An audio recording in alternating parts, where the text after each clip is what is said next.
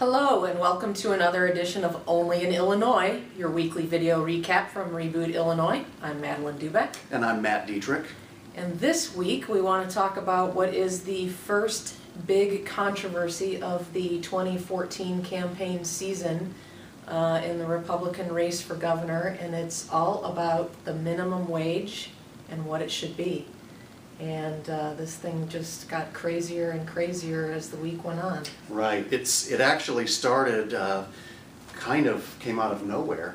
There was a post on the AltonDailyNews.com website regarding a December 11th candidate forum that was in the Quad Cities, and added Bruce Rauner, the Republican candidate, stated that he'd like to see the Illinois minimum wage go from its current $8.25 an hour down to the federal $7.25 an hour, and that kicked up quite a firestorm. Bruce Rauner himself, of course, makes a little bit more than $8.25 an hour, as we've learned, and it's been going on all week, and it resulted this week in the today in both Chicago papers. Bruce Rauner is getting the kind of coverage that candidates generally don't want.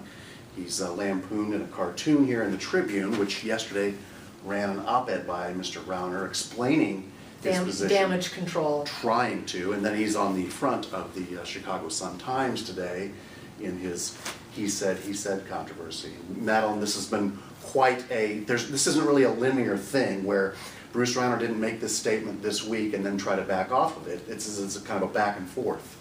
Yeah, so it really started in December, but it's coming to light now, and then he actually tried to say at one point that he thinks that the minimum wage should be raised after saying it should be slashed by $1. Correct. And then no sooner had he said that, then more video surfaces, this going back to September, when he said that he adamantly opposed raising the minimum wage. Now, that video surfaced after Rauner tried to say, oh, in December I was just being flippant and I shouldn't have said that and here's what I really feel. But by then it was a bit too late, and even as we speak today, the damage control is going on.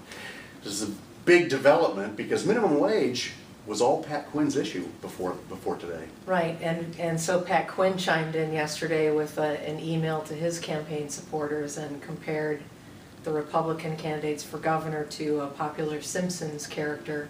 Right, Montgomery Burns. He's the nuclear plant owner. Correct. He's the plant manager in Springfield, by the way. Yeah. So this thing just gets a little goofier by the minute. Rauner, up until this point, has really controlled the message with his vast campaign funds and his own personal wealth. He's the only guy advertising on television to this point. But this is the kind of thing where he has a little bit less control, and we'll see how that all plays out, huh? Correct. And this has been the first really big skirmish of the campaign season so far. And if this is any indication of how it's going to go from here, we've got a pretty interesting race ahead. We sure do. That's it for this week's edition. We'll see you next time on Only in Illinois.